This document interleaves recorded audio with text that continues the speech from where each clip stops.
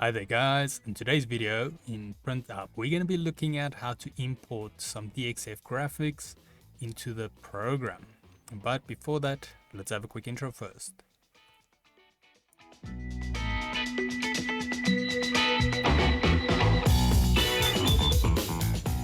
So today's video can be found on softwaretraining.co.za. We make short and easy to watch problem solving videos, and we also have daily updates. Otherwise, we're into PrintUP here. So now with the program started, there's a few ways we can actually get some models into here that we can work on. I think it's about 3 that I'm aware of, but the first way we're going to do this is by the most common way, which is importing graphics. Now, to keep in mind with this method, it only works with, I think there's 2 file formats. So this is your classic CNC machine type format. So it's great for if you've designed something on a CNC machine, or should I rather say a program like OpenCAD or something on that line, then you can drag those DXF files straight into the program. Now to do that, I'm going to go to our main menu on top here, and then we want to head to File. So I'm going to go to File, and then we only have one option here, and this is Import Graphic. So once we've clicked that, it will pop up our file navigation. Now you will notice where you've downloaded your program, and in the actual files we have a sample DXF of aim.co.za's logo.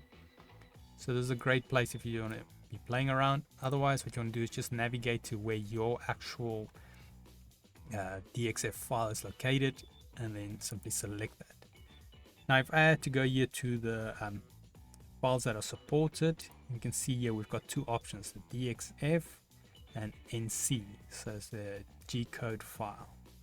So we can import both of those options. So I would say give it a try, play with both, but for now we're going to just grab the sample, and then we want to say open. We'll pop up with some options that we can set. We won't go into too much detail. I'm just going to set this one maybe to about 40, so the actual model height. Then say okay, it will generate the graphics and then put it here in your program. And in essence, if that's all you had to set, this will pretty much be ready to start printing just about. But yeah, otherwise that is our first method on importing graphics or getting a 3D model inside the program. Rather simple, straightforward, and then in the next video we'll look at the next step.